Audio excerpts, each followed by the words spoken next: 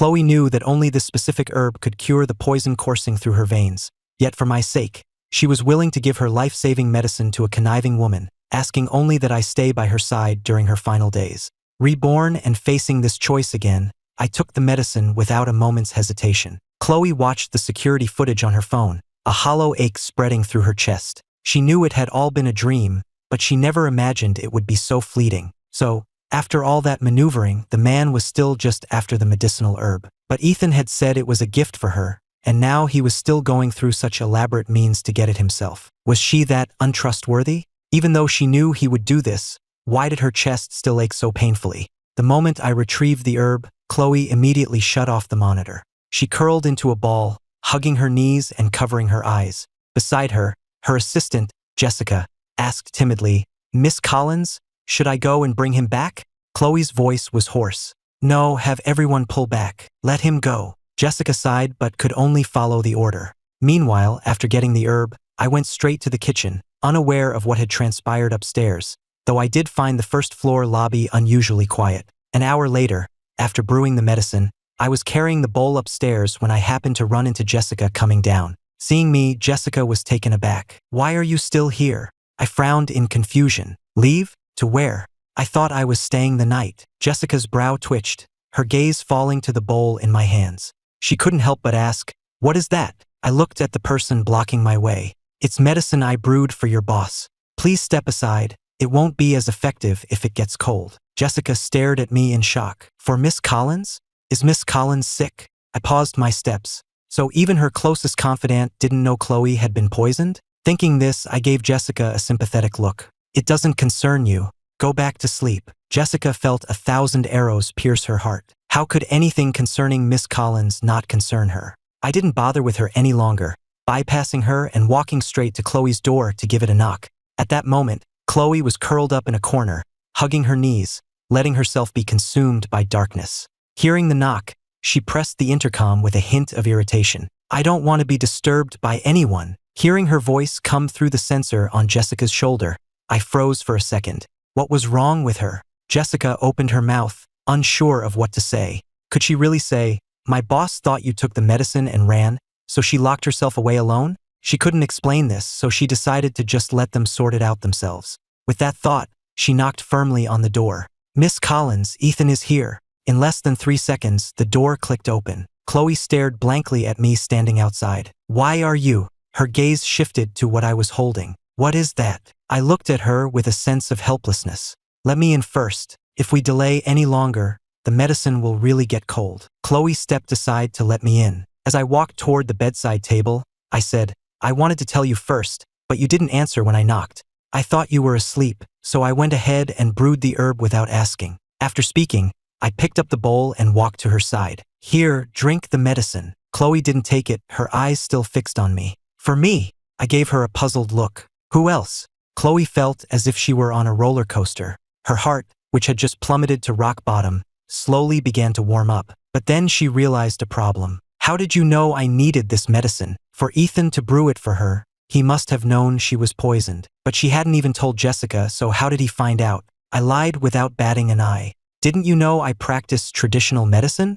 I diagnosed it when I held your wrist today. Hurry and drink it. It won't be as effective if it gets cold." Chloe still didn't take it. Thinking about my unusual behavior tonight, she felt she was on the verge of a revelation. "Is this why you suddenly changed your attitude towards me?" This hinted truth made her newly warmed heart instantly plunge back into the abyss. So he was only using the medicine on her because he was afraid of being indebted. I looked confused. "What?" Chloe said dejectedly. "Does this mean that once I drink this medicine and the poison is cured, you can finally cut ties with me completely, without any psychological burden?"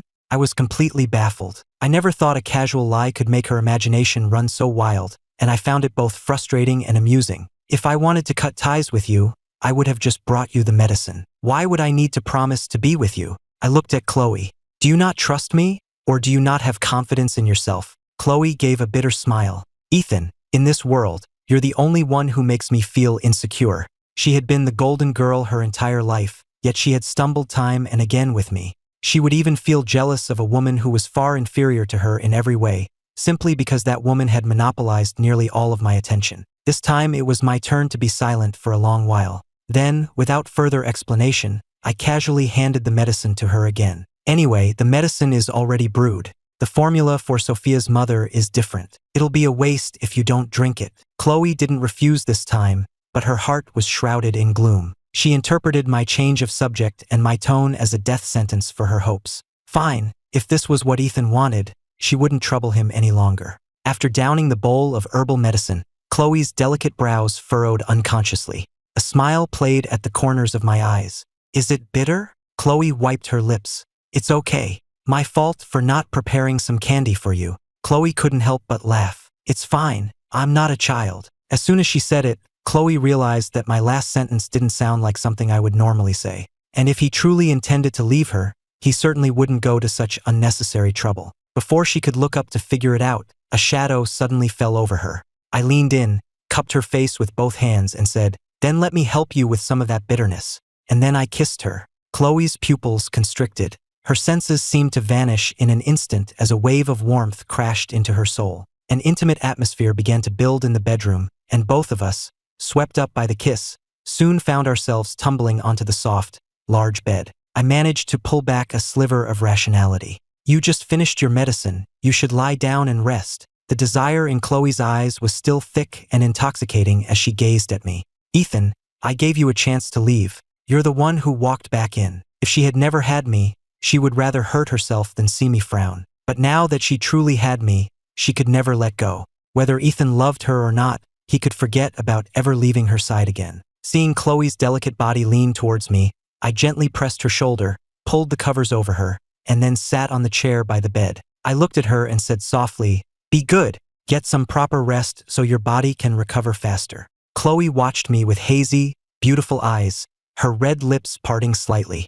But by then, I was so exhausted I barely had the strength to keep my eyes open. I didn't hear what she said, and I missed the almost pathological obsession and possessiveness in her gaze. The next morning, the moment I opened my eyes, I saw Chloe staring at me without blinking, with faint, dark circles under her eyes. My heart skipped a beat. I quickly reached out to check her pulse, and only after confirming the poison was completely gone did I finally breathe a sigh of relief. A suspicion then arose. She didn't stay up all night watching me, did she? As the thought crossed my mind, I asked her out loud. Chloe was silent for a long time before saying, "I was scared that this is all a dream, and that when I wake up, everything will be gone." I sighed inwardly.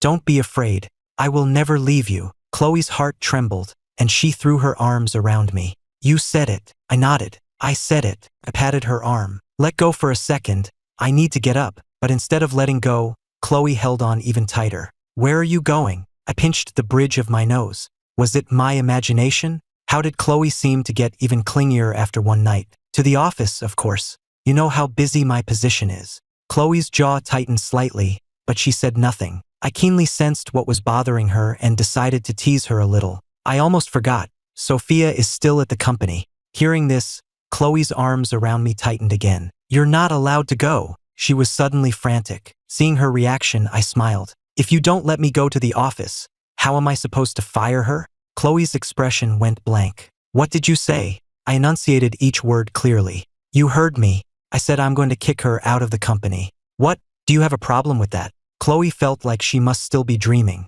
After breakfast, I had to practically force a reluctant Chloe, who wanted to follow me to work, back into bed. Leaving her place, I walked straight to a Maybach parked by the roadside. My assistant, Sarah, saw me approaching, immediately got out of the driver's seat, and skillfully opened the rear door. "Mr. Hayes." I nodded in acknowledgement and ducked into the car. On the way to the office, Sarah kept glancing at me in the rearview mirror, looking like she wanted to say something. Even with my eyes closed, I couldn't ignore her intense gaze. "If you have something to ask, just say it." Sarah cleared her throat. "I have no right to inquire about your personal matters, Mr. Hayes. But if you wish to share, as your executive assistant, I am of course all ears." I almost choked. Was I usually too easygoing? What kind of executive assistant dares to tease their boss like that? But teasing aside, I figured there was no need to hide this from her. "Sophia and I broke up. My girlfriend now is Chloe Collins. Just be mindful of that when you see them in the future." Although she had an inkling, Sarah was still a bit surprised to hear it confirmed. Then, a smile spread across her lips, her eyes filled with genuine relief. "Congratulations, Mr. Hayes. There's something I've been wanting to say, if I may. Hitting rush hour traffic, Sarah stepped on the brake, her thoughts becoming clearer. Knowing her boss had a new partner, she spoke more freely. I've always felt that Director Reed wasn't worthy of you. I never understood why you chose her and ignored Chloe Collins, who is superior in every way and so devoted to you.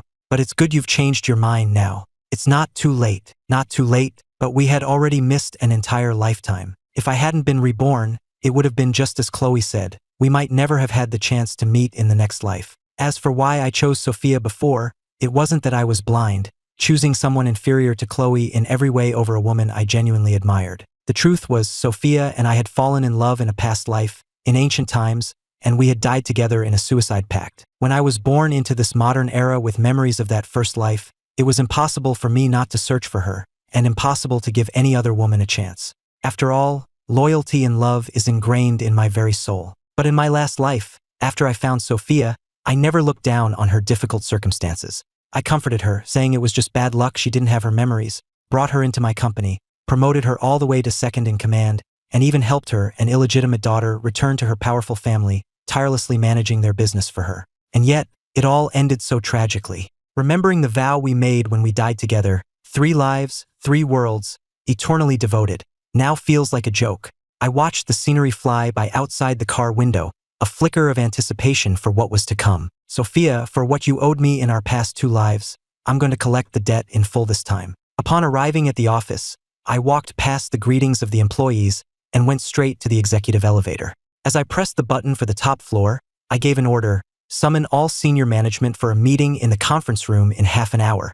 Also, see if Sophia Reed has arrived. If not, call her and tell her to get here. I paused, then added, even if she's in the hospital on an 4 drip, she needs to be here. Sarah nodded, but couldn't help her curiosity. Director Reed was in the hospital? Connecting that with the fact that her boss had just changed girlfriends, she felt like she was onto something big. Once in my office, I opened my computer, pulled up a file, printed it, and placed it in a folder. As I flipped through the pages of evidence, a cold sneer touched my lips. The first step of my revenge, of course, was to drive Sophia out of the company. If she wanted to use me as a stepping stone and my assets as capital for her family reunion, she'd have to see if I'd give her the chance. Just as I was thinking this, there was a knock on my office door. I stood up with the folder, and upon opening the door, I saw Sophia standing outside with an anxious expression. Ethan, I finally found you. What happened last night? I heard from Mrs. Lee that you didn't come home at all. Were you at Chloe's place the whole time? By the end, her voice was clearly agitated. I didn't answer her question. Instead, I glanced at her hand, which was thickly wrapped in white gauze, and smiled. Is your hand okay? At the mention of her hand, a shadow crossed Sophia's eyes, but hearing my concern, she immediately started playing the victim, trying to make me feel sorry for her. The doctor said I needed to be hospitalized, but I was too worried about you, so I just had them wrap it up simply. You know medicine too, don't you? Can you take a look and see if they did a good job? I walked right past her and headed for the elevator.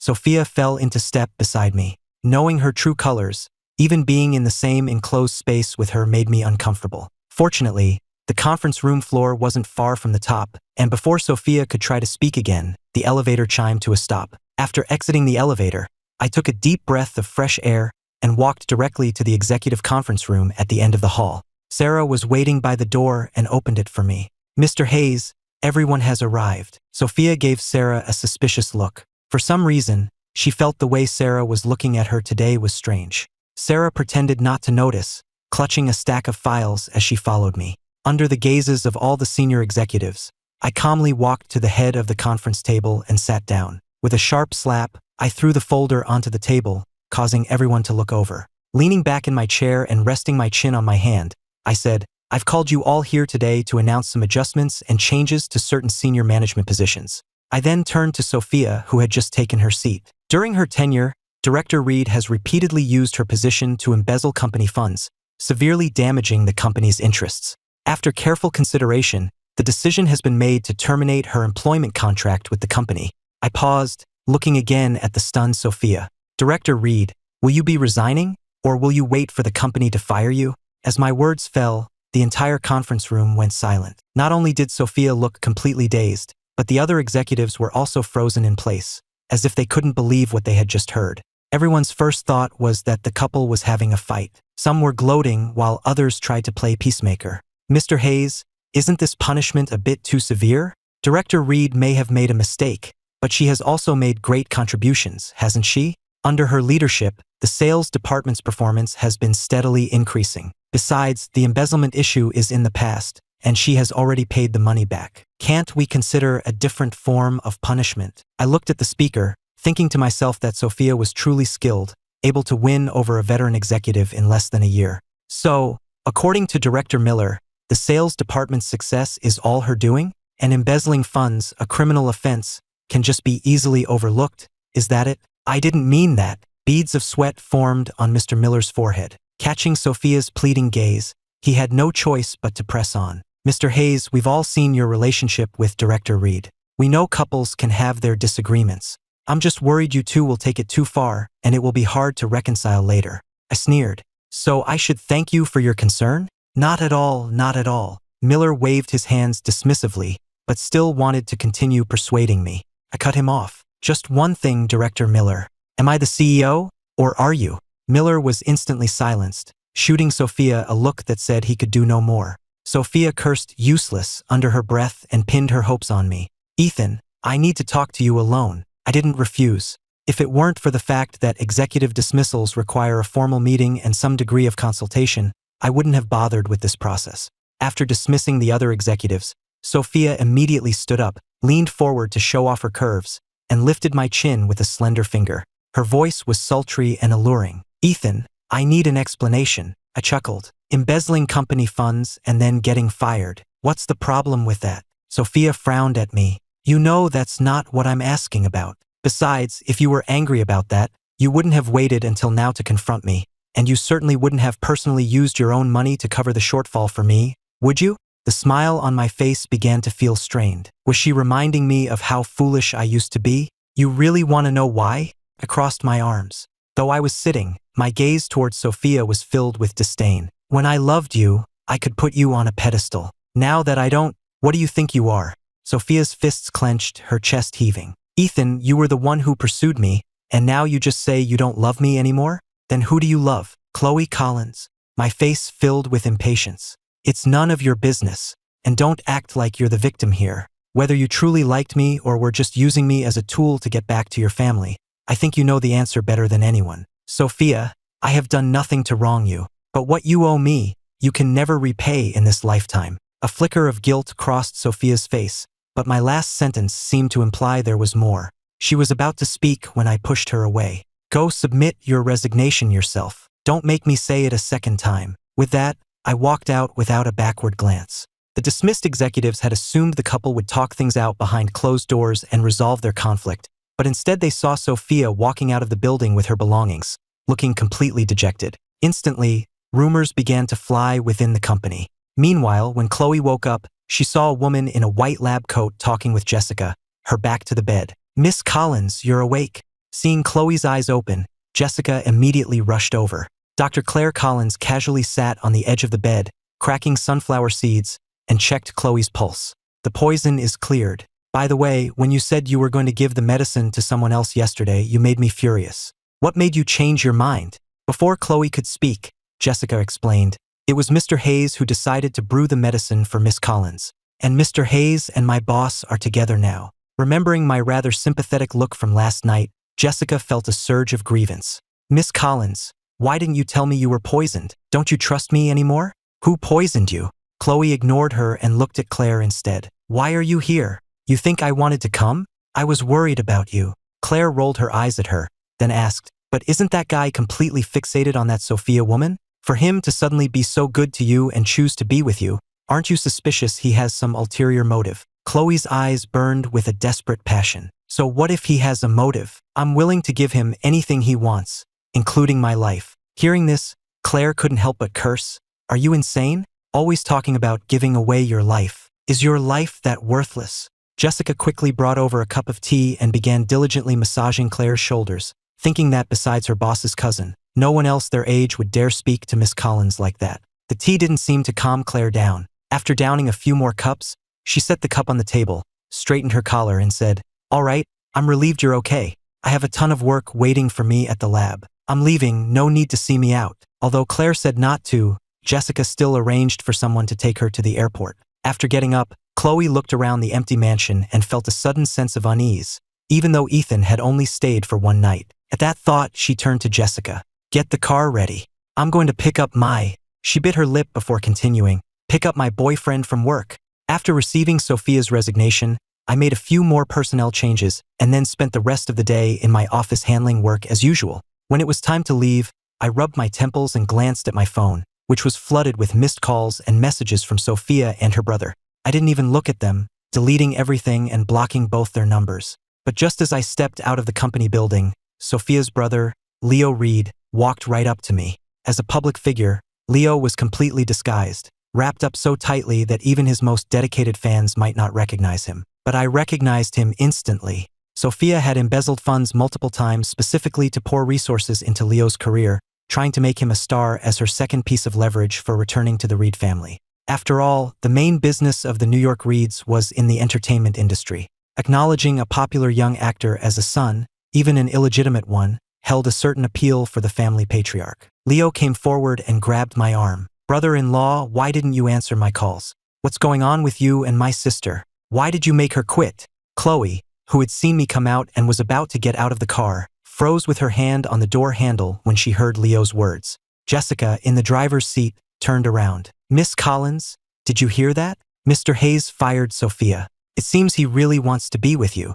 As she spoke, she glanced in the rearview mirror, only to find that Chloe's expression wasn't exactly bright. Chloe indeed did not feel the satisfaction Jessica imagined. She had already known since the morning that I was going to fire Sophia. It was the term brother-in-law that made her feel disgusted. Unaware that someone's focus had strayed and a vat of jealousy had been overturned, I shook off Leo's hand. "You already know she quit, but you don't know why? Didn't she tell you?" Leo was taken aback, finding this version of me unfamiliar. "But didn't you tacitly approve of all that? My sister worked so hard for the company. She deserves credit for her achievements and her effort. How can you fire her over something that's in the past? And she got that injury on her hand because of you, right? You used to get so nervous if my sister even caught a cold. This time she's seriously hurt, and even if you don't feel bad, how can you pick a fight with her now?" Leo's voice was full of accusation, as if I were entirely at fault. I cut him off coldly. "It's not your place to comment on my actions. If you think it's unfair, go report me to the Department of Labor. Now move. Don't make me say it again." Leo panicked. "Brother-in-law." I shot him a glare. "Who's your brother-in-law? Sophia and I have broken up. Don't call me that again. My girlfriend might get the wrong idea." At these words, not only was Leo stunned, but the surrounding employees also stared with wide eyes. They had guessed their CEO had broken up with his girlfriend, but now that I had a new one, the senior management couldn't help but worry. Sophia had just left. Was another one coming? Given my high status, everyone subconsciously assumed that any girlfriend I found was a charity case. Just then, a series of gasps rippled through the crowd. "Who is that? She's gorgeous. Is she some kind of celebrity? I've never seen her before. I've seen her. I think she's been to our company before." As the chatter grew louder, everyone turned to look at the approaching Chloe, their faces filled with confusion. Why would the heiress of the Collins family suddenly show up here? Was it for a business deal? But it was after hours. Just as they were wondering, they saw Chloe walk up to my side, stop, and look at me with a radiant smile. "Ready to go? I came to take you home." Seeing this, the company employees present stared with wide eyes, a bold guess forming in their minds, though no one dared to ask. Leo, who had been shocked into silence by my words, finally snapped back to reality, his eyes filled with disbelief. You two are together?" The first time he saw Chloe, he was stunned by her beauty. She was gorgeous and had an illustrious background. Leo had even wondered if Ethan had been kicked in the head by a donkey, to ignore someone like Chloe and be so devoted to his sister instead. But seeing this scene now, he found it incredibly jarring. I ignored Leo.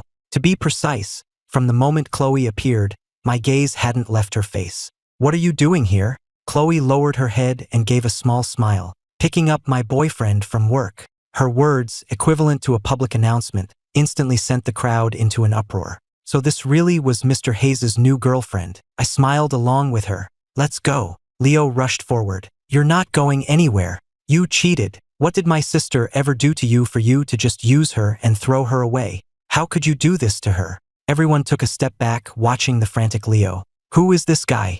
He's acting like a lunatic. Is this how Director Reed's brother behaves? Director? Sophia Reed has already been kicked out, okay? But doesn't anyone think he looks a bit like a celebrity? I remember now, he looks like that actor Leo Reed, and they both have the same last name. They couldn't actually be siblings, could they? When Leo realized someone had recognized him, he immediately shut his mouth, shot me a hateful glare, and turned to leave. After getting into Chloe's car, I rolled down the window and looked at Sarah. I have a task for you. Mr. Morgan at Starlight Entertainment is thinking of leaving the board. Contact him and acquire all of his shares in my name. Starlight Entertainment was headquartered in Miami and was the agency Leo was signed with. Sarah was a bit puzzled as to how I knew Mr. Morgan wanted to sell his shares, but she didn't ask, simply nodding in agreement. Jessica watched Sarah leave, and as she started the car, she glanced in the rearview mirror and asked, Miss Collins, are we going back to Royal Gardens or to Imperial Bay? Royal Gardens was Chloe's residence, and Imperial Bay was mine, both in prime, expensive areas of Miami. Chloe looked at me, her eyes asking the question. I said calmly, to Imperial Bay. Chloe just said, oh, her tone a little disappointed. Jessica mentally slapped herself. Why did she even ask? She should have just driven them to Royal Gardens. Was her boss going to give her trouble for this later? Neither of the two in the back paid any attention to Jessica's turmoil. I looked at the woman whose ears seemed to be drooping and amusingly patted her head. You don't want me to go back? Chloe looked at me pitifully. What do you think? My tone was troubled, but I have some important documents at home that I need to deal with. How about tomorrow? Chloe nodded. Okay, whatever you say is fine. With that, I kissed Chloe's forehead. It was a light, fleeting touch, and Chloe, dissatisfied, pursued me. You weren't like this yesterday. She then pressed me against the car door and kissed me again, this time with force. Hearing the intimate sounds from the back seat, Jessica silently raised the partition, her face alternating between red and pale. Her earlier premonition was confirmed, but right now, she just wanted to kick over this bowl of sweetness. The car drove all the way to Imperial Bay. Jessica cleared her throat. Miss Collins, Mr. Hayes, we've arrived. Chloe reluctantly pulled her lips away. Go on back. My face flushed. I opened the car door and took a deep breath of fresh air as soon as I got out. The cool evening breeze helped to dispel some of the heat I was feeling. I patted my cheeks, belatedly realizing, wasn't I the one who initiated the flirting with Chloe? How did I end up being the one so overwhelmed I could barely breathe? Questioning my life choices, I walked up to the door of a standalone villa and rang the bell. A moment later, the door opened from the inside, and a woman in a blue-gray apron greeted me with a smile. Mr. Hayes, you're back. Dinner will be ready shortly. I nodded and walked inside. You didn't come home at all last night. Where were you? The moment I stepped into the living room, I was met with a sharp question. Sophia's mother, Mrs. Reed, was sitting in the center of the living room sofa with her arms crossed, looking ready to interrogate me. The housekeeper, Mrs. Lee, wrung the edge of her apron awkwardly. Mr. Hayes, I forgot to mention, Mrs. Reed is here. She's been waiting for you for a while. I crossed my arms and leaned against the corner wall, looking at Mrs. Reed with a sarcastic gaze. Where I go, does that have anything to do with you? Looking at you, anyone who didn't know better would think this was your house. Mrs. Reed's eyebrows shot up, as if she couldn't believe her ears. How dare you speak to me like that? Don't you know Sophia was injured last night? I just said, oh, is that all you know? That she was injured? Mrs. Reed frowned. What do you mean? I walked over to the sofa opposite her, sat down, crossed my legs, and leisurely poured myself a cup of tea. Only after finishing it did I look up at her and ask, I know she was injured. So what? Mrs. Reed was both angry and confused by my nonchalant attitude, but since I had given her an opening, she pressed on. I heard from Leo that Sophia got hurt because of you. It's one thing that you're not at the hospital taking care of her, but not giving her a promotion is just unacceptable, isn't it? I looked at Mrs. Reed as if she were a joke. How about I just give her the whole company? Mrs. Reed's eyes lit up, but she maintained her arrogant posture. Everything you have was always meant for Sophia anyway. Even if you don't give it to her now, you'll have to in the future. The cup in my hand landed heavily on the coffee table. The Qing dynasty fell a long time ago. Are you still living in the past? What? Mrs. Reed was stunned by the insult. When she processed it, she flew into a rage. How dare you insult me? You've really got some nerve. Believe it or not, I'll have Sophia break up with you. I looked at her sarcastically. Don't bother. Your precious daughter has already been kicked out by me. Now, please, get out of my house immediately. After I spoke, Mrs. Reed stared blankly for a long time before it sank in. What do you mean by that? You and Sophia broke up? How is that possible? She knew how devoted I was to her daughter, which was why she dared to manipulate me at every turn, even though I was the CEO of a major company. And now I was telling her I had broken up with her daughter? I leisurely enjoyed the colorful expressions on her face. If you don't believe me, why don't you give her a call and ask? And by kicked out, I don't just mean we broke up. Her job is gone too. Mrs. Reed's face paled, and she quickly pulled out her phone to call Sophia. The moment the call connected, she barraged her with questions. I couldn't hear what was said on the other end, but I could clearly see the color drain from Mrs. Reed's face until it was as white as paper. This was truly delightful. So now you know? I gestured towards the door. Get out. Hearing my voice, a flicker of life returned to Mrs. Reed's frozen eyes. Ignoring my disrespect, she moved to sit beside me, trying to curry favor. Ethan, dear, it was my fault. I shouldn't have come to you without knowing the full story. Are you and Sophia having a fight? Tell me, and I'll be sure to discipline her for you later. Don't be truly angry with her. I looked at Mrs. Reed's fawning expression with utter disgust and stood up. You really know how to bend and scrape, don't you? Then I pointed to the door. I'll say it one more time. Get out. Mrs. Reed's face was filled with anxiety and pleading, all her earlier arrogance gone. But I didn't want to say another word to her. Mrs. Lee, get her out of here. The housekeeper, who had been silent until now, looked troubled at my command. Mr. Hayes, let's talk things out calmly. Mrs. Reed is right. It's normal for couples to have disagreements. If you make things this tense, how will you reconcile later? I gave her a half smile. Mrs. Lee, have you forgotten who pays your salary? Mrs. Lee immediately fell silent and turned to Mrs. Reed. Mrs. Reed, I think it's best if you leave. With things said so plainly, Mrs. Reed couldn't possibly stay any longer. A person used to being domineering can only bow their head once or twice.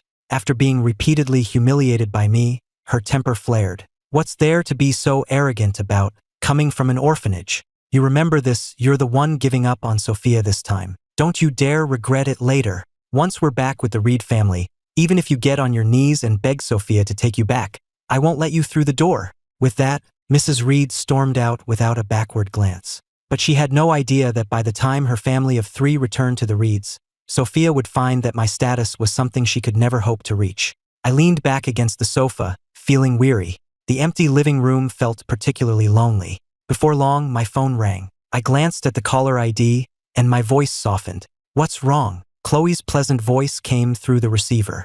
Are you in a bad mood? I pinched the bridge of my nose. Is it that obvious? You can tell just from my voice. There was a moment of silence on Chloe's end. Did Sophia's mother go to cause trouble for you? I shot up from the sofa, walked out of the villa, and scanned the area. The black Bentley was still parked in the same spot, but the driver's seat was empty. I walked quickly to the rear passenger door and knocked. The door opened, revealing Chloe's exquisitely contoured profile. I opened my mouth, but it took a few breaths before I could voice the question in my heart. Why are you still here? Chloe was silent for a moment. I wanted to wait and drive you to work tomorrow. Seeing me silent, she lowered her head guiltily. I didn't want to bother you, but I saw the person who just left, guessed what might have happened, and was worried you'd be in a bad mood all by yourself, waiting to drive me to work. I didn't know if Chloe was crazy or if I was. You're just going to wait here? Are you planning to spend the night in the car? Chloe didn't speak, her head hanging even lower. I felt like my heart was about to explode. I just needed an outlet, a way to let loose. And so, a very guilty Chloe was dragged back into the villa by me. The food on the dining table was no longer steaming, but it was still edible. I took 2 bottles of Bordeaux from the wine cabinet, and while letting them breathe, I shot Chloe an annoyed look. Eat. Chloe lowered her head and apologized. I was wrong, don't be angry. I glanced at the wine chilling in the ice bucket, bit my chopsticks, and smiled. I should be rewarding you. Even though my smile was a bit sinister, Chloe was still intrigued. Reward me with what? What do you think? I tossed the question back to her and went back to eating. After dinner, I poured the decanted wine into our glasses and clinked mine against Chloe's. A toast to your recovery and ridding your body of poison. A toast to my new life and clearing out the trash around me. And a toast to our second day together and to all the days to come. Without waiting for Chloe's reaction, I raised my glass and drained it. I poured myself another, clinked her glass again, and asked, "Why aren't you drinking? This isn't cheap wine. Isn't this worth celebrating?" With that, I downed another glass. As I was about to pour a third, Chloe reached out and stopped me. You're drunk. I raised an eyebrow. Are you kidding? I've only had 2 glasses. Chloe kept her hand firmly on the glass. Don't drink anymore. No more. I relented, letting go. I'll listen to my wife. I looked at Chloe with a smile, my eyes swirling with a desire that could drown a person. Ethan, if you don't want to be unable to get out of bed tomorrow, you'd better not look at me like that. Even knowing I was drunk, she was incredibly excited by my casual use of the word wife. She knew how little self-control she had around me, yet I still dared to tease her so recklessly. My drunken eyes seemed to be trying to decipher her words. Then, whether I understood or not, I beckoned to Chloe with my finger and commanded, "Come here. I can't let Ethan drink anymore." That was Chloe's first thought. Before long, I was completely incoherent. I dazedly carried her back to the room, gently stroking her cheek. "Why are you so good to me?" Before she could answer, I added, "In this life, it's my turn to spoil you." What? Chloe didn't quite catch that last part, but I refused to say it again. Chloe chuckled and kissed my forehead lightly. "You're not happy that I'm good to you?" I mumbled, and then, for some reason, started obsessing over a thought. Does it matter how capable I am? If I don't come from a good background, will some people always look down on me? Chloe's expression turned serious. Who would dare? Unaware of her thoughts, I grabbed her collar. "Will your parents look down on my background too? Will they not let me be with you?" Hearing this, Chloe understood. Remembering Mrs. Reed leaving the villa, a dark glint flashed in her eyes. She took my hands with her slender ones and said solemnly, "My parents won't. They will only be amazed by your capabilities, that you could come so far from such a background." I blinked my hazy eyes. "Really?" Chloe nodded seriously. "Really. My parents are very open-minded and respect my decisions. If you don't believe me, I'll take you home to meet them tomorrow." Seeing me fall silent again, Chloe felt a pang of disappointment, but she didn't expect a completely drunk person to understand everything she said. She took out her phone to make a call, then turned up the thermostat and patiently helped me take off my shoes. By the time Chloe was done, Jessica had arrived at Imperial Bay with a freshly made sobriety soup. After sending Jessica away, Chloe held the soup in one hand and helped me sit up with the other. "Good boy. Drink this and then go to sleep." I leaned in, sniffed it, and immediately turned my head away in refusal. Chloe found it amusing, and the scene felt familiar. "I drank that bitter herbal medicine, and you're complaining about the taste of this?" I still refused. Chloe coaxed me softly. "Come on, drink it. Or do you want me to feed it to you another way?" I took the bowl, and before she could react, I dumped the entire thing, soup and all, into the trash can by the bed. Before Chloe could even process what happened, I tilted my head up and kissed her lips. The next day, I was groggily awakened by a phone call. As soon as I answered, I heard Sarah's anxious voice. "Mr. Hayes, check the trending topics on Twitter. Leo Reed posted something to slander you and the company, and our stock price is already starting to fall." Hearing Sarah's words, I just gave a nonchalant "Oh, it's not a big deal. You've been with me for so long. How can you be so flustered?" I was actually worried Leo wouldn't cause trouble. Now that he was willingly serving himself up on a platter, it was exactly what I wanted. Sarah was once again impressed by my composure. "I'm sorry, Mr. Hayes. I overreacted. But what Leo posted is just infuriating. He also paid for trending spots and negative comments, and with his fans, Twitter is now flooded with insults directed at you. I just can't stand it." I said calmly, "It's fine. Let them talk." Whenever the entertainment industry is involved, the online battles become particularly fierce. In my past life, I helped Sophia manage Celestial Entertainment, which dominated half the industry, so I was no stranger to this. Sarah was surprised. "Mr. Hayes, aren't we going to release the evidence of Sophia's embezzlement?" I smiled. "Of course we'll release the evidence, but not just that. I'll handle it when I get to the office. You just focus on reassuring the shareholders. I'm not just looking for a clarification. I'm aiming to kill 2 birds with 1 stone." Chloe saw the excitement and eagerness in my eyes and amusingly pinched my earlobe. "It looks like you already predicted Leo would do this." Cleared my throat. "I just figured that with his personality and intelligence, he wouldn't let it go, and he couldn't think of a better way to attack me." Chloe was still smiling. "So, do you need my help?" I shook my head. Chloe had already helped me get revenge for my past life. This time, I had to do it myself. On the way to the office, I idly opened Twitter and saw the top trending topic was about this incident. Hashtag Apex Innovation CEO cheats. Pop star Leo Reed speaks out for sister. Clicking on the hashtag, the first thing I saw was a long post from Leo's own account. It detailed how Sophia had selflessly devoted herself to me and accused me of using her and then casting her aside, painting me as an ungrateful scoundrel and her as a tragic victim. Perhaps out of fear of Chloe, he mentioned I had cheated but didn't name the other person. Reading through it, I felt nothing until I saw comments insulting Chloe. My expression turned cold, and I silently made a note of the user's ID. Chloe glanced at me. "What's wrong?" "Nothing." I turned off my phone and adjusted my expression, just getting a little excited thinking about dealing with Leo later. Chloe looked at me for a long time before finally asking the question that had been buried in her heart. "Did something happen between you and Sophia?" In the blink of an eye, my attitude towards her and Sophia's family had done a complete 180. If my personality and mannerisms hadn't remained the same, she would have suspected I was a different person entirely. She didn't want to investigate me, but this feeling of being in a fog was truly unsettling. I hesitated for a moment. "Yes, but as for what the problem is, I can't tell you just yet. Can you give me some time?" After all, the story of dying tragically twice and being reborn sounded too absurd, not to mention I was from ancient times in my first life. Even though Chloe and I had taken the final step, I didn't have the courage to reveal everything just yet. Chloe wrapped her arms around my waist. "If you don't want to talk about it, then don't." She actually wanted to ask if I would leave her once my issues with Sophia were resolved. She was afraid she was just my rebound, a temporary comfort, a tool to spite Sophia. She was afraid that if everything went back to how it was, she wouldn't be able to stop herself from locking me away. These past 2 days had been the happiest of her life. To be given hope only to have it snatched away would be tantamount to killing her. Once at the office, I pulled up the evidence of Sophia's multiple embezzlements, packaged it, and posted it from the official company account without an extra word. Just then, Sarah knocked and entered, placing a document on my desk. "Mr. Hayes, this is Mr. Morgan's share transfer agreement. It just needs your signature." I looked over the contract and nodded in approval. "Well done." I then signed my name on the signature line. "Get the car ready." Sarah nodded. "Where are you going, Mr. Hayes?" A slight smile touched my lips.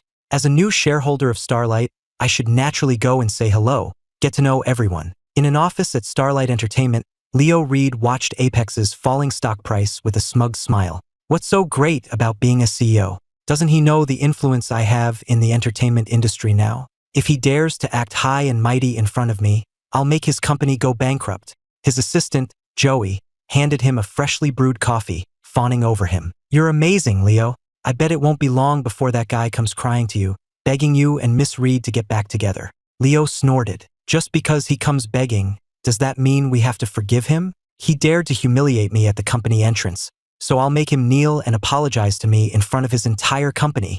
As soon as he finished speaking, the door to the lounge was thrown open with a bang. Sophia walked in, her face dark. "Who told you to post this on Twitter?" Leo was stunned. "Sis, I'm just getting revenge for you. What's with the attitude? After how Ethan treated you, you're still not willing to go after him. Besides, I just want to teach him a lesson. When he can't take it anymore and comes begging, I'll let him off the hook once I'm satisfied." Sophia looked at him as if he were an idiot. "Should I call you naive or just stupid? You think something this small can shake Apex Innovations? But Apex's stock price has already dropped. What about that?" As Leo spoke, he saw the stock price on the computer screen stop falling and then begin to rebound at twice the speed it had dropped. Joey's face changed at that moment too. "Leo, look at Twitter. Quick. What's wrong with Twitter? Isn't everyone still bashing Ethan?" Leo, feeling flustered, grabbed his phone. He saw that several new hashtags were trending. Hashtag the truth behind Leo Reed's sister's resignation. Hashtag parasite siblings get what they deserve. Leo's eyes widened. What is all this? Clicking on one of the hashtags, he saw the sentiment in the comments had completely reversed. Leo Reed has the nerve to post accusations? He should take a look at where all that money went. The only reason he has his status today is because his sister embezzled funds to buy him resources. Leo stared at the flood of negative comments, a chill running down his spine. How could this happen? Didn't Ethan tacitly approve of the embezzlement? How could he dare to use it as evidence to clear his name? Sophia said angrily, "So you do realize this is bad for you? Do you have any idea how much effort and pressure it took for me to get you to this position? And you just go and do this without even asking me." Leo knew he had made a huge mistake. "What do we do now, sis? We can release the fact that Ethan paid back the money for you, to prove he did it willingly and it has nothing to do with us." Sophia's head throbbed with anger. "Shut up. Ethan's clarification has already created a narrative where the public sees him as an endlessly forgiving boyfriend. Even if we release evidence that he covered the debt for us, it will only reinforce his image as a devoted partner, and we'll still be the ones getting attacked. Leo was frantic. Sis, are you abandoning me? I worked so hard to get where I am today. I don't want to leave the entertainment industry. Sophia pinched the bridge of her nose. Her brother's success was the result of her hard work. How could she possibly abandon him? You go post an apology. Say you didn't know about my embezzlement. That should at least protect you. I'm just a private citizen. I'm not afraid of their insults. Leo nodded quickly. Okay, I'll do it right now. But just as he picked up his phone, the lounge door was thrown open again. The assistant to the director of artist management walked in. Mr. Reed, this lounge is no longer assigned to you. Please pack your things and leave immediately. What? This time, not only was Leo stunned, but Sophia's brow also furrowed. What do you mean? What do I mean? The woman in the business suit gave a professional, fake smile. We just received notice from above. Starlight has decided to terminate Leo Reed's contract. With a clatter, Leo's phone fell to the floor. Sophia's face turned deathly pale. Terminate his contract? What are you talking about? Explain yourself. The assistant adjusted her glasses. If you don't believe me, you can go out and ask around. Sophia's chest heaved violently. She was only now realizing that despite such a huge incident, and Leo's not insignificant status among the company's artists, no senior management had come to discuss public relations. So they had already decided to blacklist him? No, this incident wasn't serious enough to warrant blacklisting. With the right PR, as she had suggested, it could have been easily managed. Remembering what the assistant had just said, she strode out of the lounge. Just as she rounded a corner, she saw a group of people huddled together, whispering, "Did you hear? Leo Reed has been blacklisted. Serves him right. No wonder he had such good resources despite having no backing. But he's such an ungrateful jerk. Tell me about it. But is it really serious enough for blacklisting? He's at the peak of his popularity right now and brings in a lot of profit for the company. Why would our boss be willing to blacklist him? I heard a rumor. Apparently, a new shareholder came in and ordered the blacklisting directly. Hearing this, Sophia's steps faltered. A new shareholder? Just as she was wondering who this new shareholder could be, she heard footsteps approaching from behind. Sophia turned her head, and her blood ran cold. A group of Starlight's shareholders and senior executives were walking towards her, surrounding two people. One was the president of Starlight, Frank Miller, and the other was me, the man who had fired her yesterday. Frank Miller clapped his hands to get everyone's attention. Allow me to introduce our company's new board member, Mr. Ethan Hayes. Let's give him a warm welcome. The crowd erupted in applause, exchanging looks of sudden understanding. Just then, someone, clearly enjoying the drama, piped up, "Isn't that Leo Reed's sister and manager, Sophia Reed, up ahead?" At this, all eyes shifted to Sophia, then flickered back and forth between her face and mine. Sophia stared at me intently. "Are you really going to be this ruthless?" Seeing the situation escalating, Frank Miller quickly waved his hand. "All right, everyone disperse.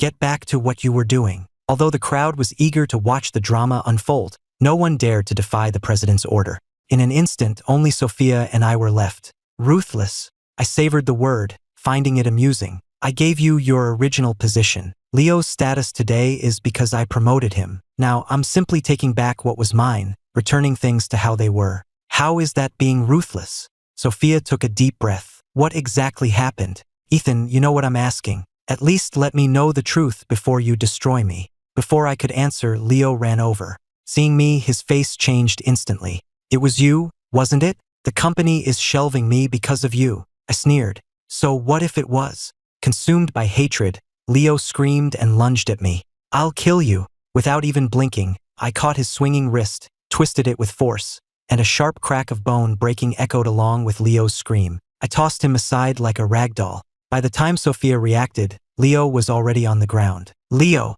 Sophia rushed to help him up, her gaze towards me bone-chillingly cold. I'll remember what happened today.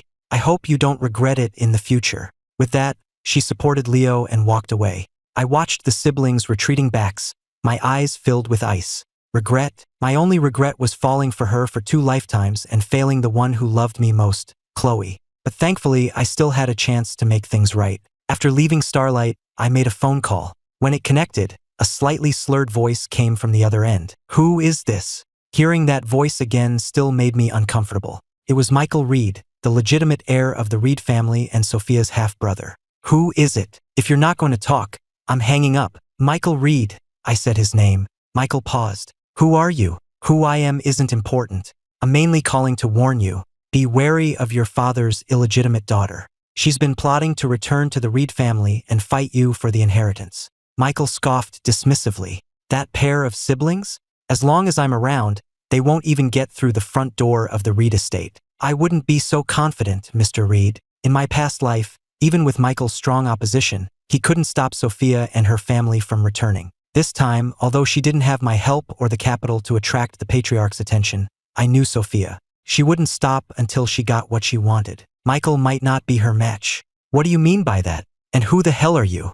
I hung up the phone and blocked the number. I had said my piece. If Michael still didn't take the warning, there was nothing more I could do. If it came down to it, I would have to handle it myself. Across the street from the coffee shop was a private club. The club's second-floor outdoor terrace directly faced the coffee shop's transparent glass wall.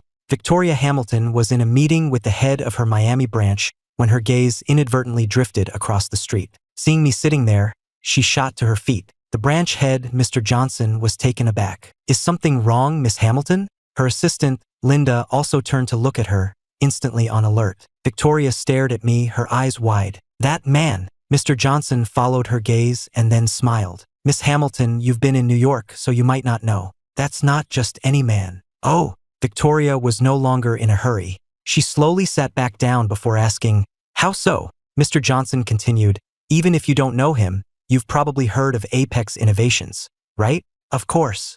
An artificial intelligence company that had appeared out of nowhere during his time, rising meteorically since its inception. In just 3 years, its market had covered most of the globe, making it a leader in the AI field. As someone at the center of the business world, Victoria naturally knew of it. But information about the CEO of Apex was scarce online. There was no name, no photo, only that he was a man, apparently very young, and primarily active in the Miami area. Seeing Victoria's thoughtful expression, Mr. Johnson didn't keep her in suspense any longer. He is the CEO of Apex Innovations.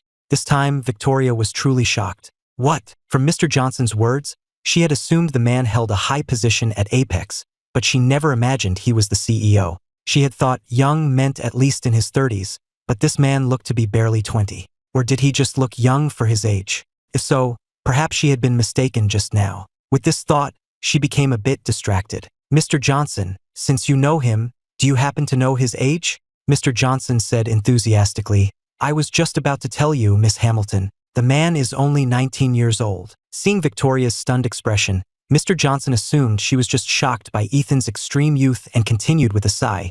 He's the same age as my son. But my son is still a senior in high school, struggling with basic calculus, while he's already the CEO of a publicly traded company. The comparison is just infuriating. Victoria felt her heart pounding so hard it might burst from her chest. Her voice was dry when she spoke. You said he's 19? Mr. Johnson chuckled. I know. It's hard to believe, isn't it, Miss Hamilton? We middle-aged folks don't like to admit we're being outdone by a kid who just came of age, but after a few years in Miami, you have to accept it. Don't let his youth fool you. In the business world, he's no less formidable than us veterans. Victoria had to exert all her self-control to keep from losing her composure. She picked up a pen, signed the document, and then, as if shooing him away, said to Mr. Johnson, I've approved this project. Don't disappoint me, Mr. Johnson. Of course, I will do my utmost. Mr. Johnson took the approved document with both hands, assuring her while also extending an invitation. I've also prepared a banquet for you, Miss Hamilton. You must do me the honor of attending. Linda thought to herself how clueless this man was.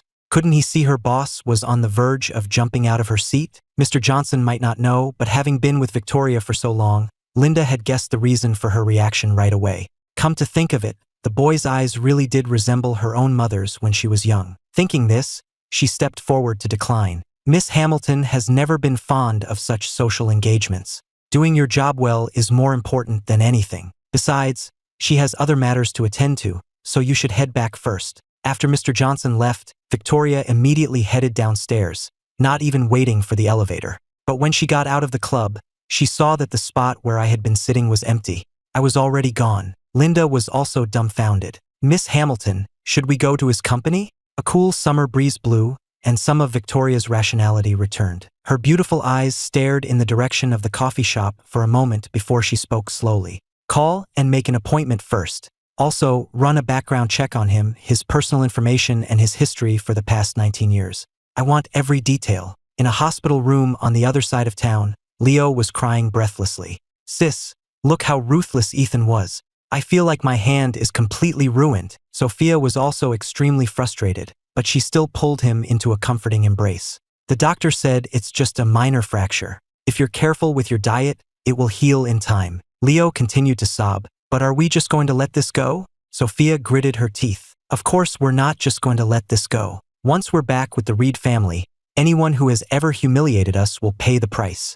Leo looked up at her. But now you don't have Apex as leverage, and I've been blacklisted by my agency. With Michael Reed blocking our way, will Dad even accept us? Sophia said dismissively, did you think I wouldn't leave myself a backup plan?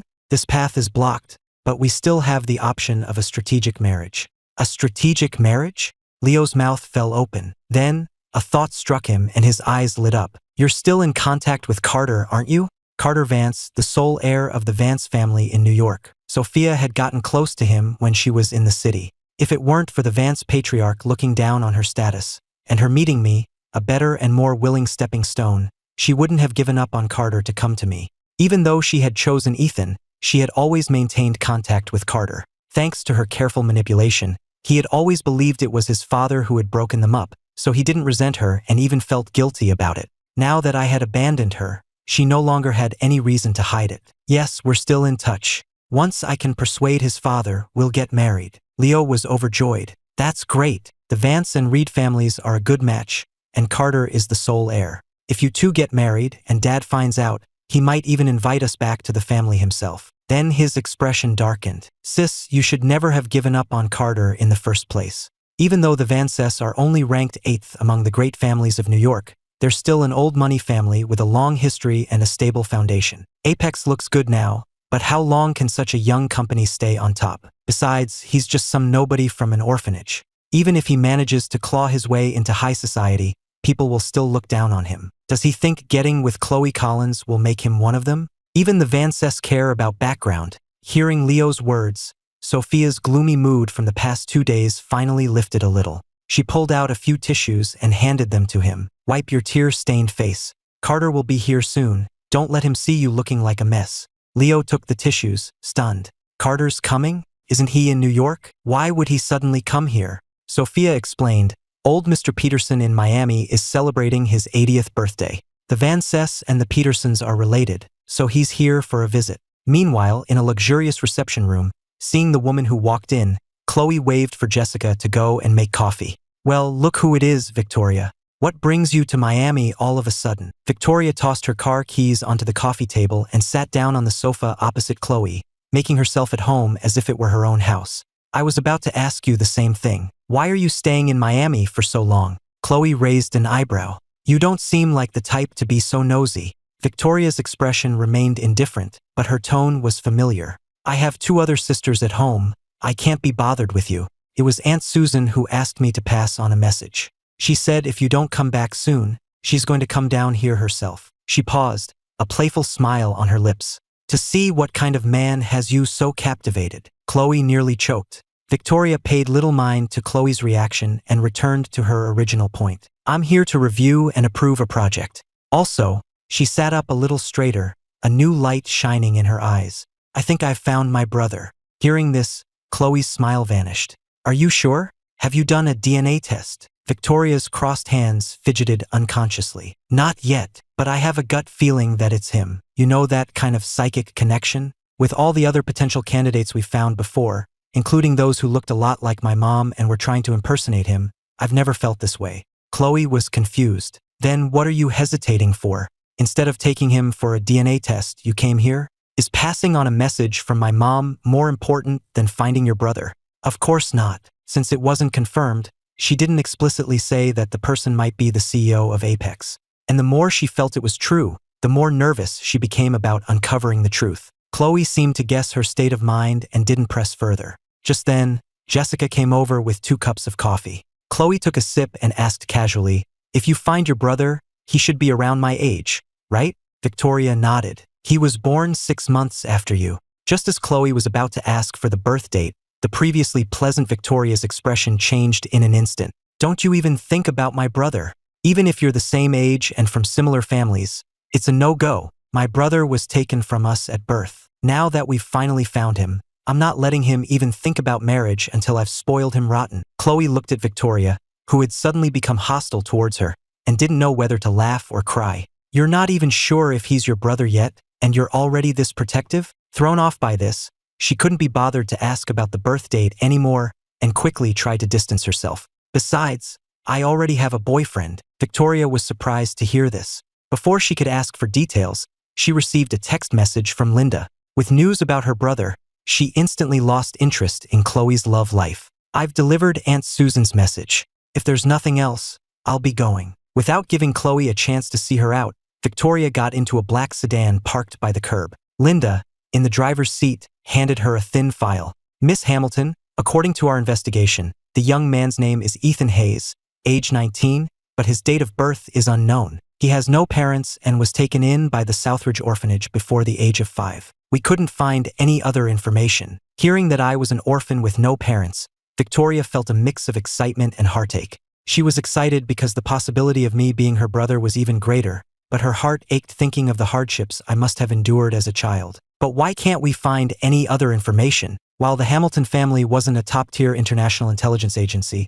with their power and status on par with the Collins family, they should have been able to find someone's complete history. Linda shook her head. I'm sorry, I couldn't. But Mr. Hayes's information is as if it's been deliberately erased, leaving only these superficial details. We can't find anything else. Victoria looked thoughtfully at the file and gave a quiet order. Place an order with Division 7. She then glanced at her watch. What's the status of the meeting you were supposed to schedule? Linda replied, it's all set, 10 o'clock tomorrow morning. Victoria nodded. She was about to say something else when Linda exclaimed, Miss Hamilton, Division 7 rejected our request. Victoria looked up at her. Why did they reject it? You didn't go through Nightfall, did you? Nightfall, one of the core members of Division 7, was also the most mysterious and unpredictable, known for taking jobs based on his mood. No, I submitted it directly through the official website, and it was rejected almost immediately.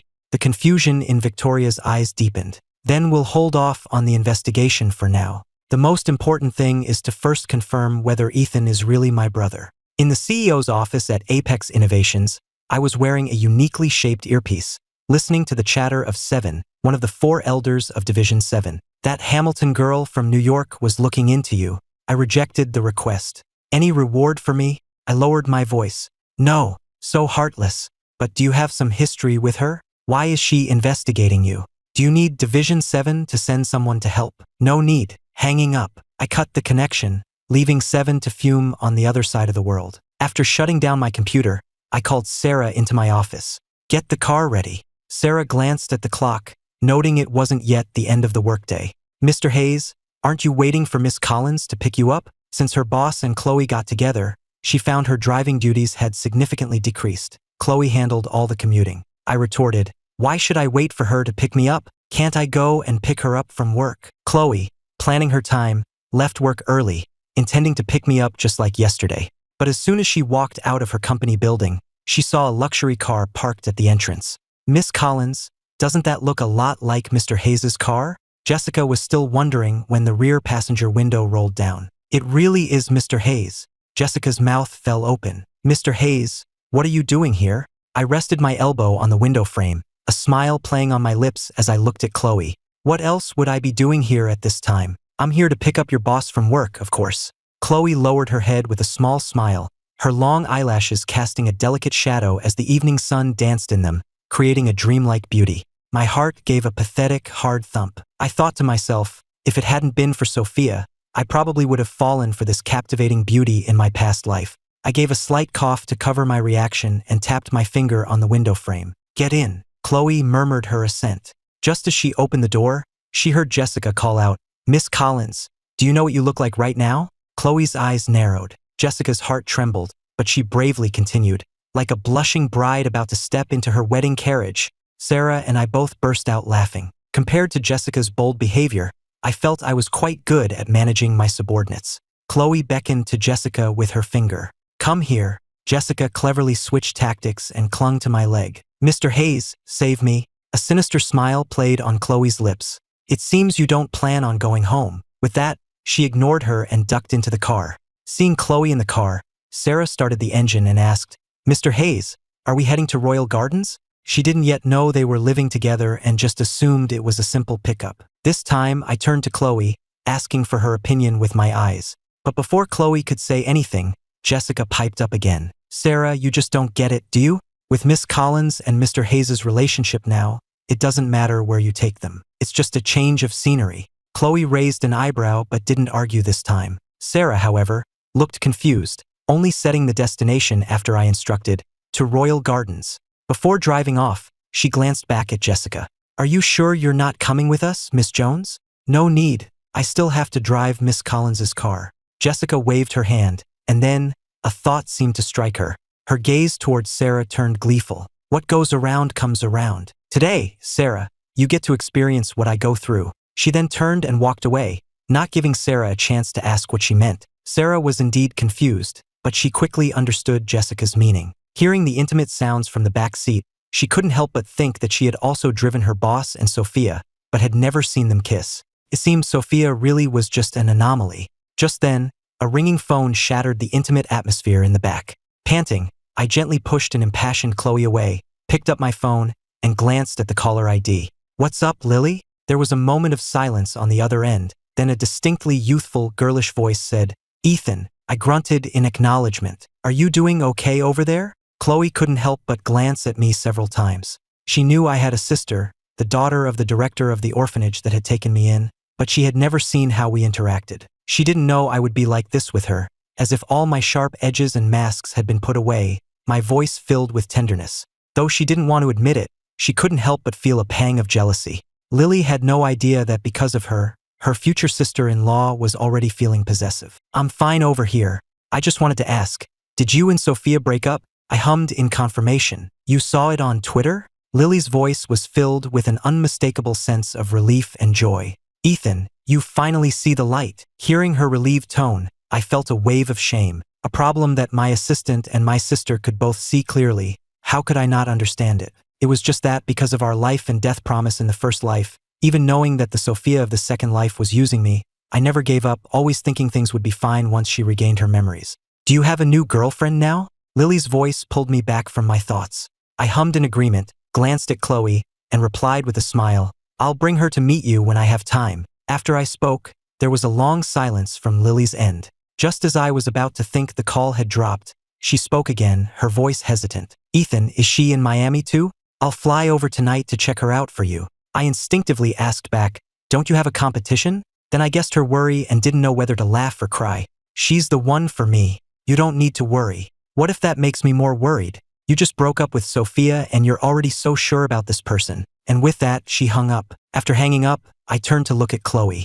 You don't have anything to say? I had clearly sensed a shift in her mood when I first answered the phone. Chloe's petty feelings had vanished the moment I said I would introduce her to Lily. Hearing my question now, she asked, Ethan, am I the one for you? I reached out and hugged her back. Yes. Chloe looked at me, her face radiant with happiness. That's all I need to hear. The next day, I was working in my office as usual. At 10 o'clock sharp, there was a knock on the door. Come in. The door clicked open, and Victoria Hamilton walked in with Linda. The moment I saw Victoria, the corner of my mouth twitched. She was clearly meticulously dressed. Anyone who knew would say it was a meeting between two company heads.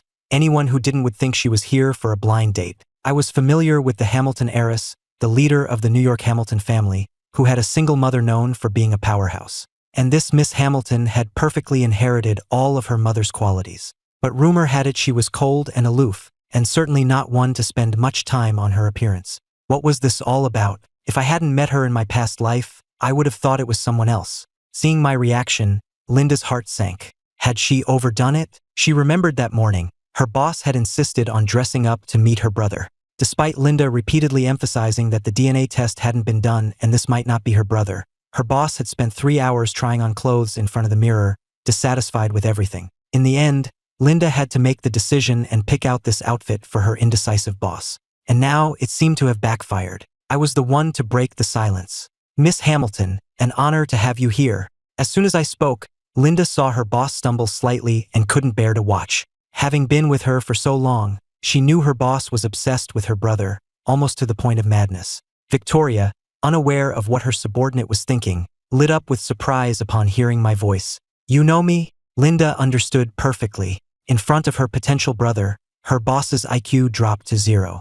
I found Victoria's attitude a bit strange. Miss Hamilton, your face is on the cover of various financial magazines so often, it would be hard not to recognize you. Victoria regained some of her composure. You're too kind, Mr. Hayes. It is you who is truly accomplished, founding Apex at such a young age and leading the latest in AI technology to the global stage. It's I who should be humbled. Had this turned into a session of mutual business flattery? I gave a slight smile, stood up, and walked towards the reception sofa. Please, Miss Hamilton, don't be so formal. Have a seat. Sarah, please get some coffee. Sarah nodded and, before leaving, gave Victoria a curious glance. Once we were seated opposite each other, I got straight to the point. Miss Hamilton, what can I do for you? As far as I know, the Hamilton family's businesses don't involve artificial intelligence. Or are you planning to expand into this field? Victoria smiled. If I said yes, would you be willing to grant me that honor, Mr. Hayes? I thought for a moment. The Hamilton family was a massive enterprise, and I knew a thing or two about Victoria's business style. As long as it wasn't a hostile takeover, a partnership with them would be a guaranteed win for me. I tapped my index finger on the armrest twice. Then what kind of partnership are you interested in, Miss Hamilton? Production or? Victoria answered immediately, investment. I was taken aback. Just investment? Yes. What do you think, Mr. Hayes? I was instantly on guard. The shareholding in Apex was already quite balanced. A small stake wouldn't be of interest to the Hamiltons. Victoria, realizing I had misunderstood, quickly clarified, the Hamiltons will only invest. We don't want any shares in Apex. She actually wanted to say that dividends didn't matter either, but she held back, afraid of making me more suspicious. Now I was truly surprised. It wasn't unheard of to invest without taking equity, but was giving away free money really the Hamilton style? No matter how upright Victoria was, she wasn't known for her philanthropy, was she? Thinking this, I asked her directly. Victoria thought to herself, no wonder he reached this position at such a young age. If Linda knew what her boss was thinking, she would have shaken her and yelled, "Wake up! He's not your brother yet. What are you so proud of? If you're worried, Mr. Hayes, I can sign a guarantee." I cut her off. Wait, can I ask why? Because you're my brother, and I'm willing to give you money. Of course, Victoria couldn't say what she was really thinking. Since its founding, Apex's social standing has been steadily rising. The Hamiltons may have missed the best opportunity, but we'd still like to get a piece of the pie now. Would you be willing to give me that chance, Mr. Hayes? I was silent for a long time before saying cautiously, I can't just take advantage of you. You should look at the company's performance overview before making a decision. With that, I looked at Sarah, who was walking in with the coffee. Bring me the company's recent development summary. Sarah nodded. After taking the file from Sarah, I was about to hand it to Victoria when she stood up, walked around the coffee table, and sat down next to me, as if she intended to look at it with me. Since you're being so considerate, Mr. Hayes, it would be rude of me to refuse. I stiffened. The strange feeling I'd had since she arrived intensified. Did she really need to sit next to me to look at a file? What was wrong with this woman? Victoria pointed to a section. Mr. Hayes, could you explain this part to me? I don't quite understand. I suppressed my unease and looked down at where she was pointing. While my attention was diverted, Victoria quietly raised her other hand and reached for my hair. From Sarah's angle, she couldn't see Victoria's subtle movement behind me, but Linda had a clear view. Her heart leaped into her throat along with Victoria's hand. Just as she was about to succeed, it was as if I had eyes in the back of my head. I spun around, grabbing her wrist, my earlier affability replaced by a flash of anger. Miss Hamilton, please have some self-respect. Victoria froze, not expecting me to be so sharp. Linda couldn't bear to watch the disastrous scene. Her boss, always so upright and honorable, had failed on her very first attempt at such a shady act. Since she had been caught, Victoria dropped the pretense. You've misunderstood, Mr. Hayes.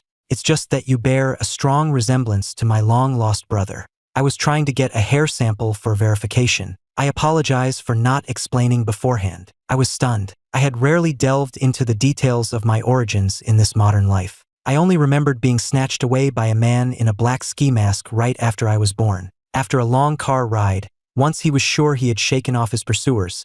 The man whose face I couldn't see covered my nose and mouth, trying to suffocate me. The man probably never imagined that a newborn could have the mind of an adult, knowing how to hold its breath and play dead. When he felt the baby's struggles cease and its breathing stop, he tossed me into the bushes by the roadside. I waited quietly for the kidnappers to leave. When I sensed a passerby, I started crying loudly to attract attention, and that's when I was found by the woman who would later become the director of the orphanage that raised me. Looking back, if I hadn't been born with the memories of my 2 previous lives and been able to cleverly protect myself at that critical moment, I would have died at birth in this life. I don't blame my family in this life for not protecting me. After all, no one could have anticipated something like that happening. But because I needed to find Sophia, and I was afraid that being a child under the care of relatives would make it inconvenient to act with an adult mind, I never considered searching for my family.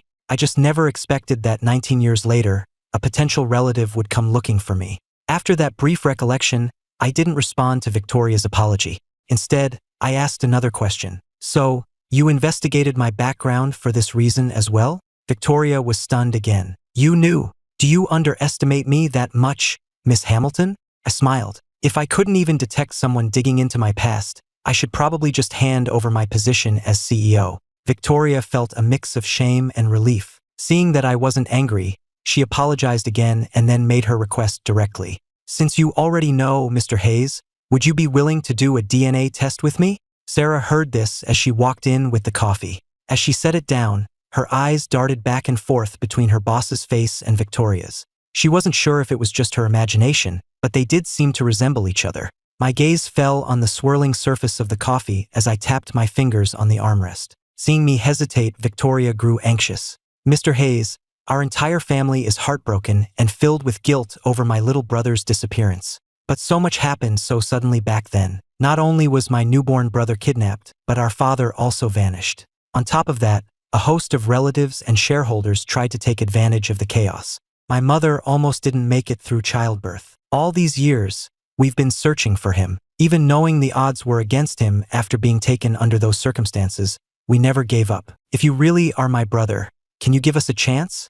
We know you must have suffered a lot, and we will do everything to make it up to you. By the end, her voice was pleading. It's true, Mr. Hayes, Linda added. The 3 sisters have been nearly driven mad with worry for their brother. And Mrs. Hamilton, though she's usually quiet, often spends entire days in the room she prepared for the young master. They all hope every day for a reunion. I looked at Victoria's almost begging eyes, my expression a little unnatural. Besides Chloe, I had never seen such a proud, powerful woman act so humbly in front of me. I could easily handle those who were cold and calculating, but this was different. Well, I might not be your brother. You don't have to speak to me like this.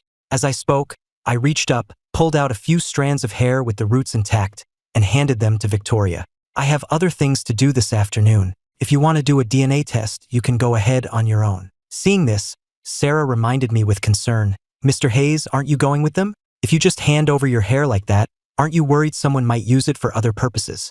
With Victoria present, she didn't say the rest, but her meaning was clear. Before Victoria could speak, I looked up and replied, that's why I'm giving you a task. You will accompany Miss Hamilton for the DNA test. You don't need to follow me. Sarah finally relaxed. Yes, sir. Victoria wasn't offended by our conversation. In fact, she was pleased by my cautiousness. She took the hair I offered with great care, sealed it in a sterile bag she had prepared, and then gave me a deep look. Without calling me Mr. Hayes, she said, I'll come find you as soon as the DNA test results are out. Wait, I pushed the partnership proposal back to her. Since your purpose here wasn't business, take this with you. Now Victoria was genuinely embarrassed. Actually, we could still. I raised a hand to cut her off. I've looked at this proposal. It's basically just you giving me money. Since we're not even sure if I'm your brother yet, I'm not going to take advantage of you. Take it. Seeing my firm stance, Victoria swallowed her words, motioned for Linda to take the proposal, and then extended a hand towards Sarah. Please. Oh no, after you, Miss Hamilton. Sarah was nearly scared to death by Victoria's gesture. Setting aside Victoria's esteemed status, even if the DNA test proved they were related, she would be her boss's sister. How could she dare to walk ahead of her? Victoria said no more and led the way out. Her steps were still steady and composed, but Linda, who knew her well, could detect a hint of urgency. Outside the company, Victoria got into her car while pulling out her phone to make a call. In New York, at the Hamilton estate, Eleanor Hamilton was in her study handling business. When she received Victoria's call and heard that she might have found her son, she shot to her feet excitedly. "I'm coming to Miami right now," Victoria quickly interjected. "It's not confirmed yet. Mom, just have a hair sample flown over. I'm worried a test with just mine won't be accurate enough." The butler, Mr. Anderson, also tried to calm her. "Madam, please don't get too excited. This isn't the first time we've found someone who might be the young master. Your health is what's most important." Eleanor slowly sat back down. Remembering the repeated cycles of hope and disappointment, her eyes misted over. "No matter what, I hope this time it's real. It's been 19 years. I haven't had a single peaceful night's sleep, always afraid that something happened to him, or that he's already gone. I don't know how many more 19 years I have left to wait." Eleanor didn't dwell on her sorrow. She quickly pulled out a few strands of her hair, sealed them in a bag with practiced ease, and ordered, "Mr. Anderson, get the helicopter ready immediately. We need to send this sample over." I had no idea that my situation had thrown the Hamilton household into chaos again. To be honest, even though I had agreed to the DNA test, I wasn't personally too concerned about the outcome. With my current social standing, I could live perfectly well without relatives. Besides, Chloe had said her parents didn't care about background, so there was nothing standing in our way. Pushing these thoughts aside, I took out the invitation from the Peterson family that I had received a few days ago and made a call. Before long, a blonde, blue-eyed woman wearing sunglasses walked in, carrying several shopping bags. "Darling, did you miss me?" I glanced at her. "Cut the crap and give me the clothes and shoes." The woman wasn't annoyed at all. Instead, she grinned. "As you wish." The woman before me was none other than Diana, the internationally renowned stylist known as the Hand of God, who currently worked at Starlight Entertainment. As the godmother of entertainment styling, even A-list celebrities had to wait in line for her services, and even then, it depended on her mood. Yet, for me, she was always available. While I was in the changing room putting on my suit, Diana munched on an apple and said indistinctly, "I just got back from a business trip and heard you became a shareholder in our company. What? Are you planning to be my sugar daddy now?" I ignored her. Diana didn't mind and continued talking to herself. "I heard you broke up with Miss Reed? Congratulations. So, are you going to consider me next?" I shot her a look. "I already have a girlfriend, thank you." Diana acted as if she had discovered a huge secret. "You really cheated? I thought that idiot Leo was just slandering you." "Well done. So who's the new girlfriend?" "Enough joking around." I walked to my desk and sat down. "Can we start on the styling now?" Diana gently traced my cheek with her right hand and smiled. "Coming right up." Meanwhile, Chloe glanced at the time, about to call me, when her office door was pushed open. Jessica poked her head in. "Miss Collins, Mr. Hayes is here." Chloe assumed I was there to pick her up again, but Jessica's expression seemed off. "What's with that face?" Her voice trailed off the moment she saw me step through the door. My handsome styling made her breath catch, and she stared at me, speechless, for a long moment. I walked to her side and leaned on her desk with both hands. "Cat got your tongue." Chloe closed her eyes, her chest rising and falling rapidly. She blushed and asked, "Where are you going?" I was a bit surprised. "Didn't you get an invitation from the Peterson family?" "I did, but..." She paused, then pressed the intercom and ordered, "Postpone tonight's conference call to tomorrow." Jessica exclaimed, "Miss Collins, that's an international conference call. We've been preparing for it for over a month." Chloe was about to say more, but I cut her off. "If you have work, you don't have to go." I wasn't keen on attending this kind of banquet anyway, but Mr. Peterson helped me out when I was starting the company, so I have to show him some respect. Chloe's tone was tinged with jealousy. "You're going to a banquet all by yourself, looking this handsome? You'll have all the heiresses swooning." "I'm going with you." I glanced at her. "Don't be willful." Chloe grabbed my finger and bit it playfully, though not hard enough to hurt. "I'll come find you after my meeting. Call me if anything happens." Night fell, and the city lights began to glow.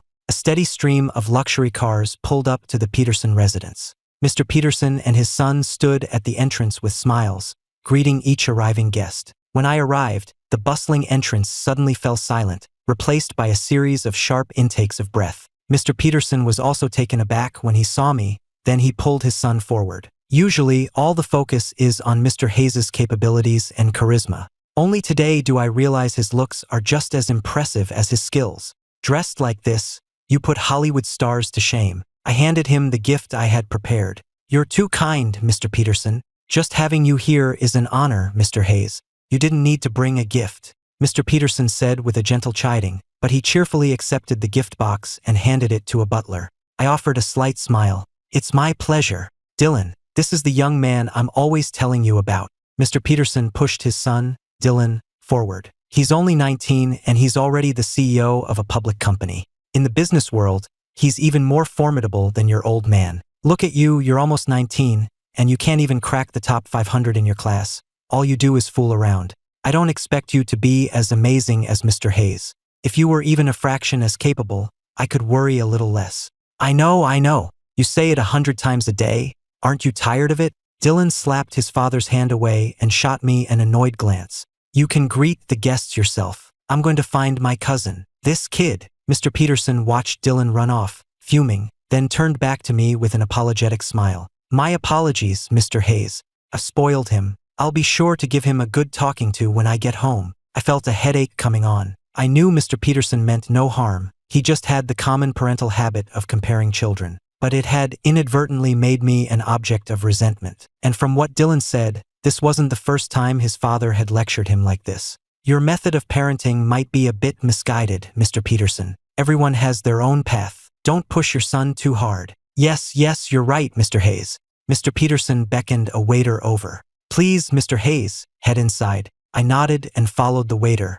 Inside the banquet hall, Dylan jogged back and made a beeline for Carter Vance. Cousin, Carter caught him. Weren't you and your dad greeting guests outside? Why did you run back in? Dylan said irritably, It's because I ran into that guy. It's one thing for my dad to say it at home, but he had to compare us right in front of him. It's so annoying. Carter looked puzzled. What guy? That CEO of Apex, what's his name, Ethan Hayes.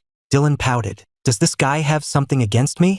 I feel like I'm constantly living in his shadow. As soon as he spoke, Carter and the nearby Reed siblings all changed their expressions. Ethan Hayes. Leo looked consumed with hatred. He's here too. Yeah, Dylan nodded. My dad practically worships him. Of course he was going to invite him. Seeing Carter's expression change, Sophia quickly took his hand and soothed him. Don't take it to heart. Just pretend he's invisible. My heart is only with you. Just as she finished speaking, a wave of gasps and exclamations went through the crowd. Sophia instinctively turned her head, and upon seeing me walking towards them, she froze on the spot. She had always known I was handsome, but she never imagined I could look this good. Leo tugged at her arm sharply. Sis! Sophia snapped back to reality and quickly averted her gaze, but she couldn't stop herself from sneaking glances at me from the corner of her eye. Seeing her distracted state, Carter gritted his teeth, his eyes towards me filled with gloom. After the initial shock of my appearance wore off, many entrepreneurs came forward with champagne glasses to greet me.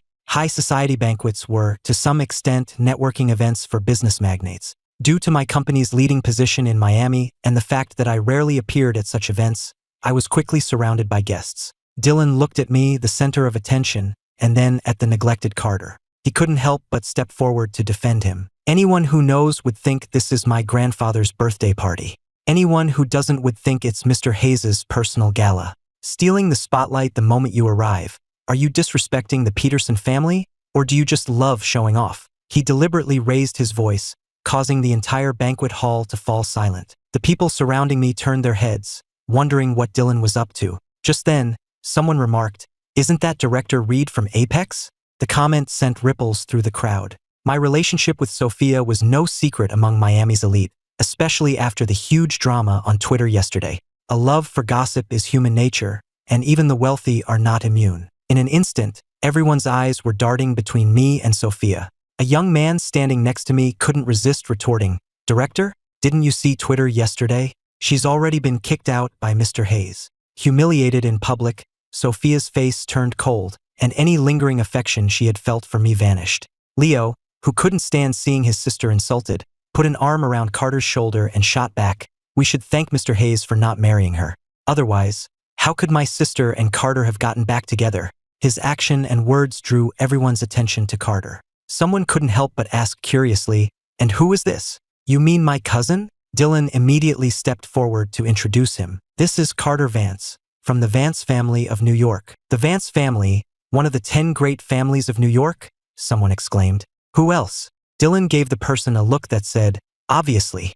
And you all probably don't know, my cousin's fiancée is also from one of New York's great families, a daughter of the Reeds. They're a match made in heaven. So what if someone else is capable? He's still just an orphan with no parents. My fingers tightened around my champagne glass. I looked at the group opposite me, raised my glass with a smile and said, Miss Reed is indeed a good match for Mr. Vance. After all, an illegitimate daughter is still a Reed. As soon as I spoke, a wave of murmurs went through the hall. The elite cared most about bloodlines. The difference between a legitimate and illegitimate child was like heaven and earth. Being illegitimate was looked down upon even more than being an orphan with unknown parents. They had been wondering why, if Sophia was a Reed, she would be working for me. Now it all made sense. Sophia looked as if she had been slapped. How could you? The curve of my lips widened. Am I wrong? Leo, his eyes red, was about to charge at me but was held back by Dylan. He was, after all, still mindful that this was his family's party and didn't want things to get out of control. After all, his father was still outside. Mr. Hayes, slandering an ex is not a sign of good character. Carter stepped forward with an air of magnanimity. I know you're not over Sophia, but since you two have separated, you should leave each other with a little dignity, don't you think? Mr. Vance, you truly live up to your family's reputation. Your composure is admirable. My smile didn't falter. But if I recall correctly, I haven't initiated any trouble since I arrived. When Mr. Peterson was fighting your battles and insulting me, what were you doing? Why didn't you remind him to maintain his good character? Carter's face stiffened. That's enough. Dylan shielded Carter. I think being a CEO is a waste of your talents, Mr. Hayes. With a mouth like that, you could be a stand-up comedian. But don't you think you look a bit like you're lashing out in anger? Or is it like my cousin said, you still have feelings for my future sister-in-law? Then, as if a thought struck him, he tapped his chin. I heard you have a new girlfriend, Mr. Hayes. Why didn't you bring her this time? Dylan assumed my so-called girlfriend was either fake or far inferior to Sophia, and he cleverly waited for me to be embarrassed, not noticing the sudden change in the Reed siblings' expressions. I looked at Dylan with a half-smile, pretending not to understand the implication. She had something to do and couldn't make it. Couldn't make it, or couldn't be shown in public? My ambiguous attitude only fueled Dylan's arrogance. Even a busy man like you could find the time, but your new flame couldn't? Couldn't be shown in public? I savored the phrase and couldn't help but laugh. It seems you know more about my girlfriend's status than I do, Mr. Peterson. Stop pretending. If she's presentable, then bring her here. My laughter annoyed Dylan, and he dropped the pretense. I heard you used to take Sophia everywhere. Why are you hiding your new girlfriend now? Even if my future sister-in-law is illegitimate, she's still from a great family. Don't tell me you were so heartbroken that you've started to lower your standards. As he spoke, everyone in the room turned to look at me. Having watched the drama unfold, they were also curious about my new girlfriend, especially since my behavior did seem a bit secretive.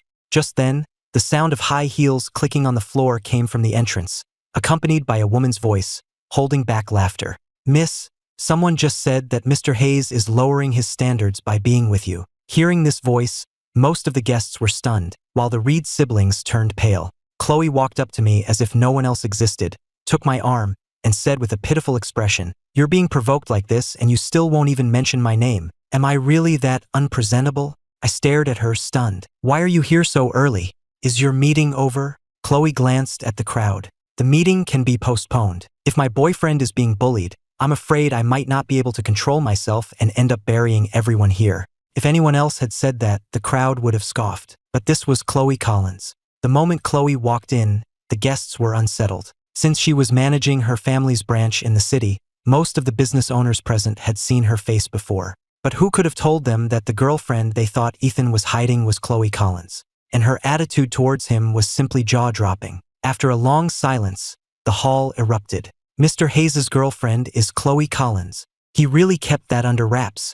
I thought someone like Miss Collins would be aloof even in a relationship, but look at her attitude with Mr. Hayes. And Dylan Peterson just said he was lowering his standards and his girlfriend was unpresentable. This is hilarious. Can an illegitimate daughter of the Reeds even compare to the heiress of the Collins family? Sophia, being compared, looked beyond awful, but she couldn't say a single word in her defense. Before, she could use my affection for her to act superior in front of Chloe. Now, without me, she realized she was nothing in her presence. Dylan's face was also a mixture of green and white, but mostly filled with disbelief. Even more shocked than him was Carter Vance, who had been quiet for a while. Outsiders only knew of the 10 great families of New York, but no one understood what the Collins family represented better than him, someone who grew up in that world. The higher a family was ranked, the greater the gap between them and the rest. Among the 10 families, only the Hamiltons could compete with the Collinses. Even the third-ranked Kennedy family was leagues below those two. Moreover, Chloe was the cherished, late-born daughter of the Collins patriarch, doted on by the entire family. A person like that was someone he wouldn't even dare to dream of. While everyone was lost in their own thoughts, Leo suddenly let out a cold laugh. You don't really think just being together means they'll get a happy ending, do you? The guests were taken aback and all turned to look at me. Even the Vance family cares about a daughter-in-law's background. You think the Collins family, the #1 family, doesn't care about lineage? Leo looked at me sarcastically and continued, You think the Collins family would accept someone from an orphanage? At his words, many in the crowd silently agreed, though few dared to show it with Chloe and me present. Only the fearless Dylan chimed in, Exactly. You should know your place. What's the point of winning her over if her parents don't approve? You'll never be part of the family. You two seem to know my parents better than I do. Chloe was smiling, but there was no warmth in her eyes. Whether I get married or not is one thing, but for you two to dare speak like this in front of me, do you have a death wish? Leo and Dylan both flinched. What are you going to do? Chloe frowned and ordered, Slap them. Yes, ma'am. Jessica received the order and immediately led her men forward to grab Leo and Dylan. The sharp sounds of slapping echoed through the hall. When the crisp, loud slaps rang out, everyone was too stunned to react. It wasn't until Leo's pained cries were heard that Sophia finally pushed through the crowd. What are you doing? Jessica's usual casual demeanor was gone, her gaze as sharp as a newly honed blade. Miss Reed, your brother can't control his mouth, so he deserves to be taught a lesson. If you interfere, it won't just be his face that suffers. Understand? Sophia clenched her fists, her eyes bloodshot. It wasn't that she was particularly worried about Leo. It was that Chloe's actions were a direct and public humiliation to her. In contrast to Sophia's struggle, Carter stood aside, trying to make himself invisible, as if he couldn't hear Dylan's screams. For a moment, no one in the banquet hall dared to breathe, the only sounds being the slapping and the two men's cries. The slapping only stopped when both their faces were swollen, and an angry shout came from the entrance. What are you doing? At my signal, Chloe had her people stop. Dylan, his eyes swollen from crying, saw Mr. Peterson and threw himself into his arms. Dad, they hit me. They dared to hit me in our own house. You have to get revenge for me. No matter how timid Mr. Peterson usually was, seeing his son's face swollen like a pig's ignited his temper. Miss Collins, you must give me an explanation for this. Chloe's expression was calm. Instead of asking me for an explanation, why don't you ask your dear son what he just said? Mr. Peterson looked at Chloe's intimate posture with me, then turned a suspicious eye on Dylan. He had known about our relationship when Chloe arrived, and he still remembered Dylan's tantrum at the door. If his son had said something he shouldn't have in front of Chloe, he probably wouldn't be able to protect him. Dylan felt a pang of guilt, but he couldn't swallow his anger. With his father present, he shouted defiantly, No matter what I said, she has no right to do this to me. And was I wrong? Ethan is from an orphanage. He's not worthy of being the Collins family's son-in-law. Mr. Peterson's vision went black when he heard this. But before he could react, a cold, indifferent female voice came from the entrance. If a young master of the Hamilton family isn't worthy of the Collins family, then pray tell, who is? You. Everyone turned at the sound of the voice and saw Victoria Hamilton entering with a group of people. She was dressed in a sharply tailored white suit, her long hair tied back, her expression cool and her presence so powerful that the entire banquet hall fell silent. Behind her were her familiar assistant, Linda, and several burly, sharp-eyed bodyguards in black. Victoria's gaze swept across the room, finally landing on Dylan's face, which was twisted in astonishment. Her red lips parted as she repeated her shocking question. If a young master of the Hamilton family isn't worthy of the Collins family, then pray tell, who is? You. The entire hall was utterly silent, so quiet you could hear people breathing. The Hamiltons, the New York family that was on par with the Collinses, and in some areas, even surpassed them. Dylan's face went from green to white, then to a deathly gray. He stammered, pointing at me. How could he be a Hamilton? He's an orphan. An orphan. Victoria let out a disdainful laugh. She ignored Dylan and strode directly towards me. The sound of her high heels on the floor was like a drumbeat on everyone's heart. She stopped in front of me, her eyes, which bore a faint resemblance to mine, losing their usual coldness and filling with a complex, emotional turmoil. She took a file from Linda and, in front of everyone, pulled out a document. A report from the most authoritative genetics lab in Miami. Her voice carried clearly to every corner of the hall. According to the DNA comparison between my mother, Mrs. Eleanor Hamilton, and Mr. Ethan Hayes, the probability of parentage is 99.9999%. Ethan, no, I should call you Asher. The legitimate firstborn son of the Hamilton family, my dear brother, who was kidnapped 19 years ago. She paused, her gaze turning to me, her voice trembling almost imperceptibly. Welcome home. The crowd erupted. If my relationship with Chloe was a bombshell, then my true identity was a nuclear explosion. The man they had mocked as an orphan with unknown parents was actually the heir to the New York Hamilton family. Dylan's legs gave out and he nearly collapsed. Mr. Peterson's face was ashen. He knew the Peterson family was finished. Carter's pupils contracted violently. He finally understood that he had been nothing but a clown from the very beginning. As for Sophia, the color drained from her face. Her eyes, once full of calculation and triumph, now held only endless despair and collapse. She stared at me as if trying to see through me, muttering, "Impossible! This is impossible!" I ignored the tidal wave of shock from the crowd and calmly looked at Victoria, my nominal sister. I nodded, acknowledging her welcome home. Then, my gaze moved past her and settled back on Chloe's face. She was smiling at me, her eyes filled with pure joy and pride, as if my identity didn't matter at all. She was simply happy for me. In that moment, the slight ripples in my heart caused by the revelation of my identity instantly calmed. The status of a Hamilton heir, the title of Apex's CEO, none of it was as important as her single, affirming look. I took her hand and pulled her to my side, standing shoulder to shoulder with Victoria. Only then did I turn my attention to the crumbling Sophia. Sophia, I began slowly, my voice quiet but laced with a bone-chilling coldness. Do you still think I was the one reaching above my station for you? She shuddered as if jolted awake by my voice, her head snapping up, her eyes filled with a crazed accusation. You knew all along? You've been lying to me this whole time. Lying to you? I laughed, but the smile didn't reach my eyes. Compared to the lies you've spun, what does my little secret matter? Weren't you always talking about 3 lives? Eternally devoted? Then tell me, in our last life, after Chloe gave the only medicine that could save her life to your mother, what did you do? My voice rose sharply, filled with suppressed rage and pain. You watched her die from the poison in my arms. While I was devastated by her death, you conspired with outsiders to steal the company I built from the ground up. In the end, I took my own life at her grave, praying that we could meet again in the next life. Sophia, is this your eternal devotion? Was your affection built on the foundation of another person's life and all my hard work? The memories of my past life were like the sharpest of knives, carving into my heart and slowly stripping away Sophia's final disguise.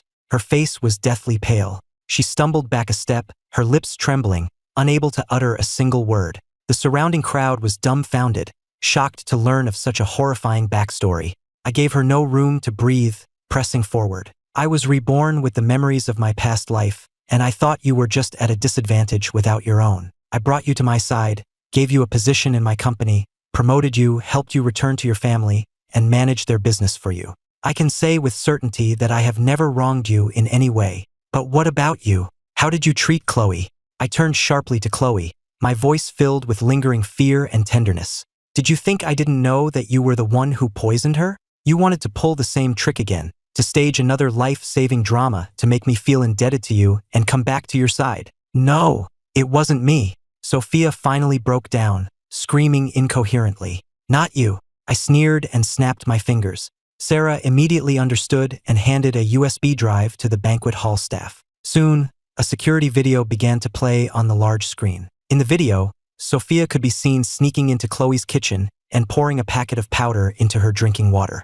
The evidence was irrefutable. Sophia, I delivered her sentence. You are guilty of premeditated attempted murder, and the evidence is conclusive. Your embezzlement and fraudulent accounting are also clear.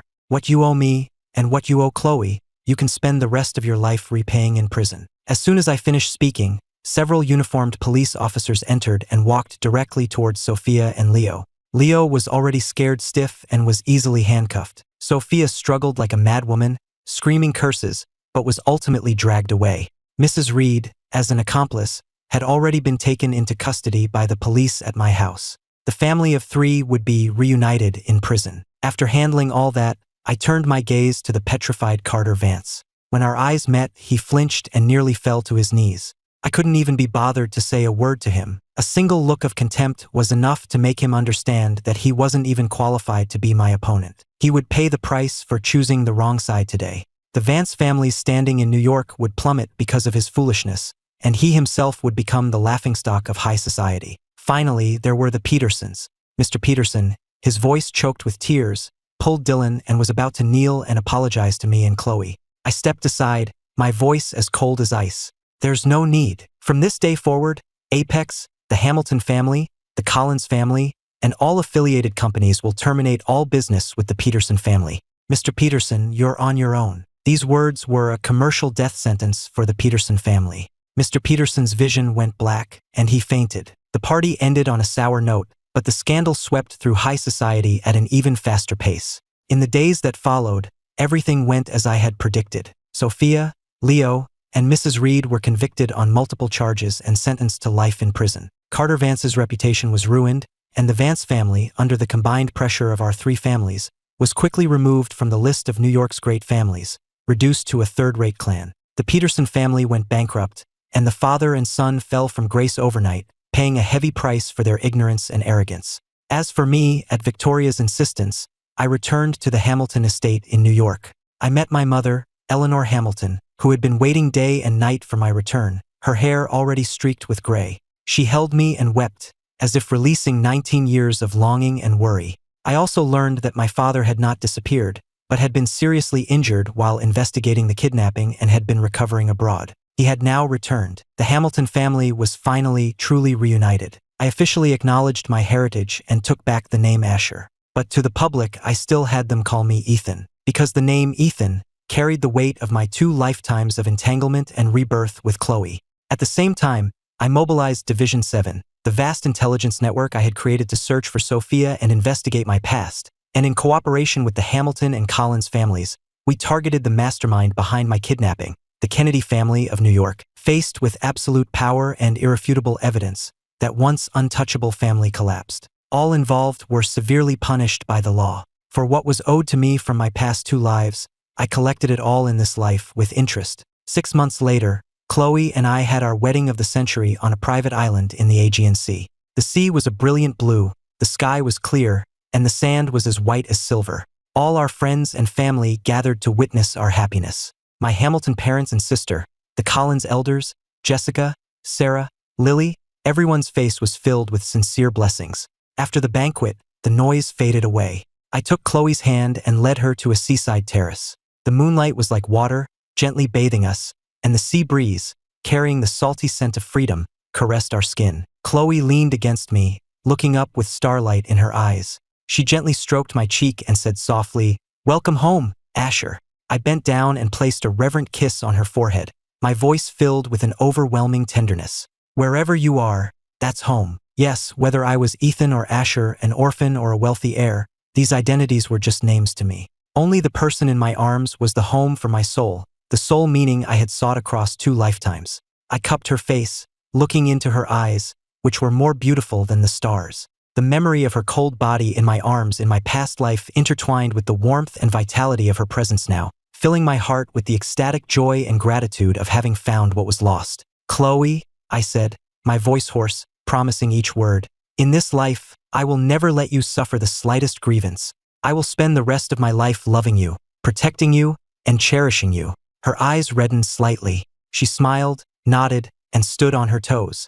I could no longer hold back and lowered my head to kiss her soft lips. This kiss held none of the despair and resentment of the past, none of the testing and suspicion of the present. It was only pure love and the promise of a life together. The sound of the waves seemed to be singing an eternal love song just for us. 3 lives, 3 worlds, eternally devoted. It turned out, the one I had been searching for all along was always her. And thankfully, in this life I didn't miss her again.